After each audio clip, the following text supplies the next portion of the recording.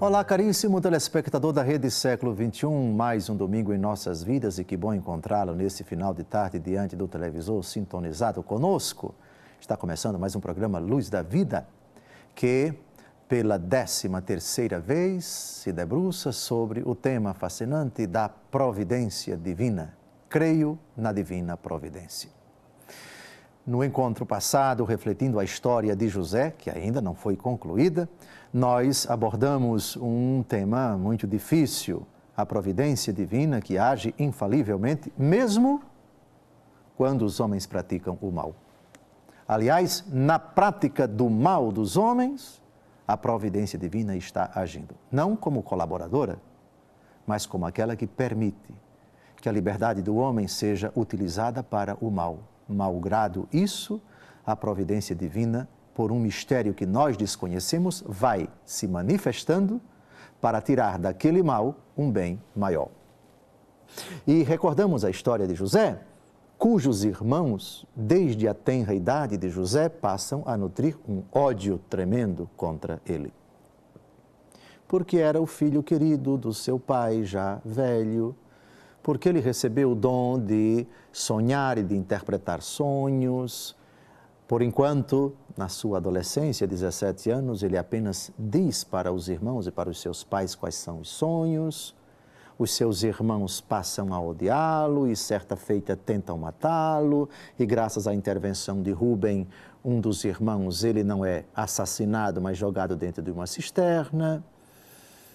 E depois, graças à intervenção de Judá, outro dos seus irmãos, os irmãos são convencidos a vendê-lo como escravo para mercadores ismaelitas ou madianitas para o Egito. Ele vai para a casa de Potifar e se torna vítima da lascívia da esposa de Potifar, que tenta seduzi-lo. E ela faz uma armação contra ele, inventa uma calúnia, diz que foi ele quem tentou seduzi-la, tentou abusar dela, e Potifar acredita na versão da esposa e o coloca na prisão. Ele passa 2 anos na prisão. E em tudo isso a providência divina agindo. Lá na prisão, 2 pessoas que ficaram lá presas, a mando do faraó, elas têm um sonho. Cada uma, José interpreta o sonho delas. Um deles vai ser morto e ele acaba morto, mas o outro volta para o palácio. O sonho dele se cumpre e certa feita o faraó tem um sonho que ninguém consegue decifrar. Aquele que estava na prisão conta para o faraó que alguém pode interpretar o sonho e esse alguém está na prisão. Em tudo isso a providência agindo. Mandam chamar José da prisão e ele se apresenta diante do faraó. Interpreta o sonho de faraó. Vacas gordas, vacas magras, as vacas magras comem as vacas gordas, o que isso significa? José interpreta, são 7 anos as vacas gordas, 7 anos de abundância que haverá no Egito, vacas magras, 7 anos de seca, de carência, de indigência. E José não apenas interpreta o sonho, mas recomenda ao faraó aquilo que deve ser feito. O faraó fica encantado com a interpretação dele e o nomeia primeiro-ministro do Egito. 7 anos de abundância, toda a providência é tomada, José o grande administrador, e em tudo isso age a providência. Depois vem os 7 anos de carência, 7 anos de fome, 7 anos de miséria, não somente para o Egito, mas também para a Palestina. Jacó manda seus filhos comprarem mantimentos no Egito, eles se apresentam, José os reconhece, submete-os à prova, deixa um dos irmãos preso, pede para os seus irmãos voltarem para a sua terra, e trazerem o irmão mais novo, chamado Benjamim, o irmão que veio do mesmo útero dele. Eles conseguem convencer o seu velho pai a liberar o menino vai com eles para lá.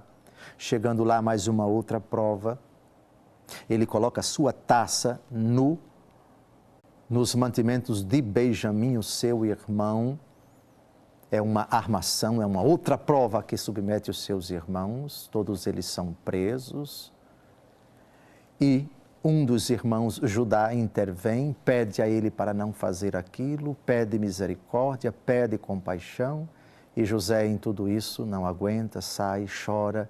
Depois do discurso de Judá se dá a conhecer.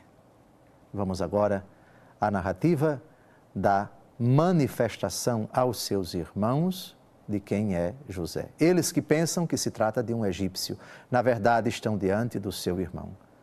O irmão que eles odiaram, o irmão que eles tentaram matar, o irmão que eles jogaram na cisterna, o irmão que foi vendido como escravo para mercadores madianitas do Egito.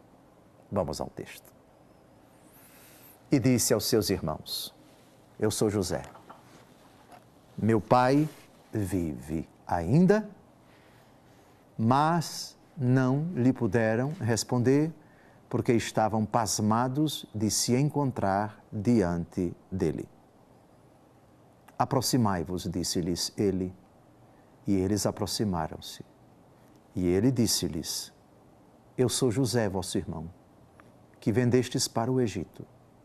Mas agora não vos entristeçais, nem tenhais remorsos de me ter vendido para ser conduzido aqui. É para vos conservar a vida, que Deus me enviou adiante de vós. Porque eis já 2 anos que a fome assola a terra, e haverá ainda 5 anos sem amanho nem colheita.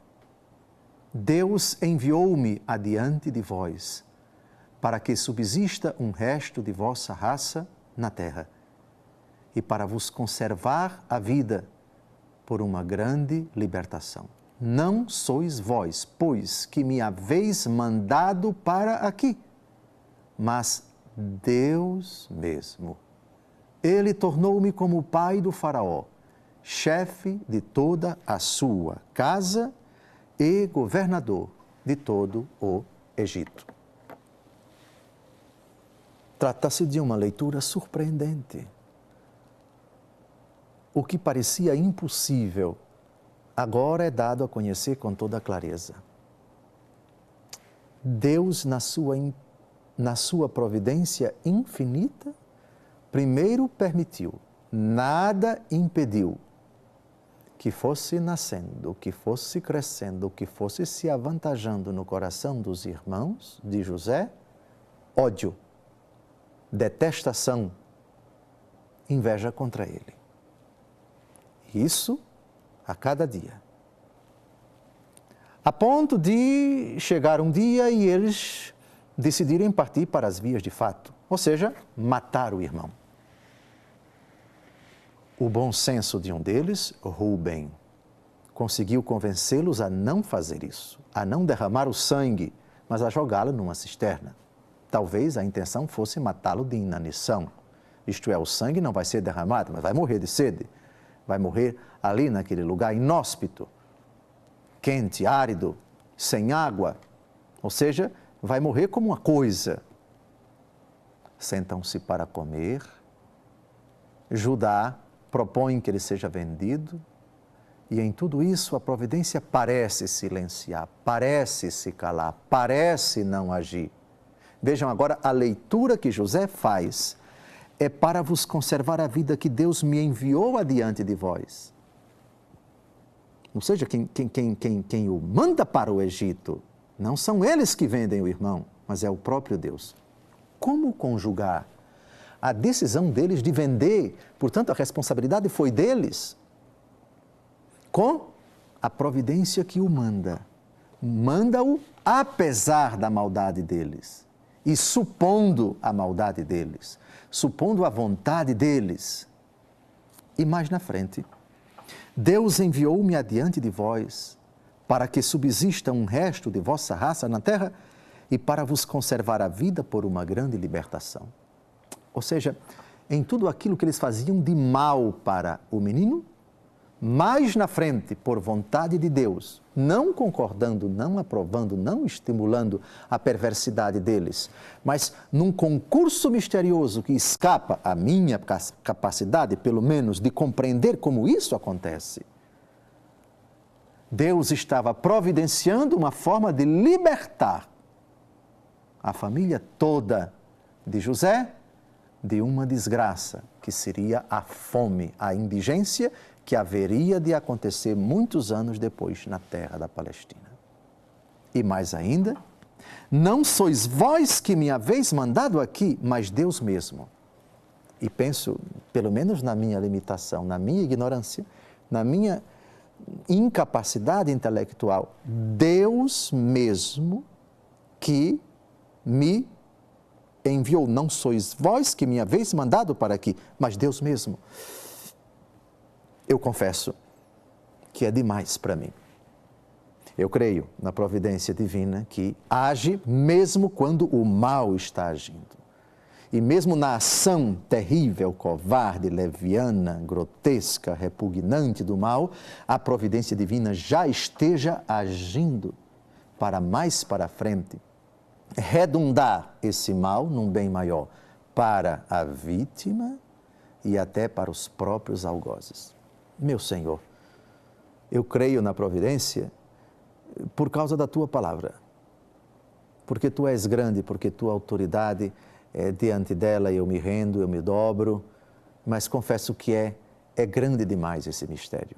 Professo, creio, me dobro diante dele, adoro-vos, glorifico-vos por esse mistério que ultrapassa a minha capacidade de entender, que ultrapassa a minha pobre fragilidade intelectual, mas creio nesse mistério abismal que verdadeiramente, quando está em ato, nós não compreendemos, porque tudo o que queremos é que o mal não nos atinja, que a inveja das pessoas não nos cause prejuízo, que o perverso não cause dano à nossa integridade física, moral, patrimonial. E quando isso acontece, meu Deus, como acreditar que a Tua providência está agindo nisso? Essa é a nossa fé. Temos que acreditar. Temos essa prova. Provas contundentes ao extremo. E ainda vamos ver outra personagem no Antigo Testamento, onde, sofrendo tremendamente, o dedo da providência está com ela. É Jó, mas não vai ser agora. No segundo bloco, nós vamos tratar ainda da figura de José. Não fostes vós, foi Deus mesmo. Claro que eles odiaram, claro que eles detestaram, claro que eles tentaram matar, claro que eles venderam José, mas num mistério insondável, nessa hora, o que eles quiseram era aquilo que Deus queria, só que eles queriam o mal. E Deus Todo-Poderoso, querendo, vai tirar desse mal que Ele não quis e com o qual nunca concordou, mas permitiu, vai tirar um bem infinitamente maior. Não saia daí. No segundo e último bloco, nós vamos concluir essa história impressionante. Creio na providência divina.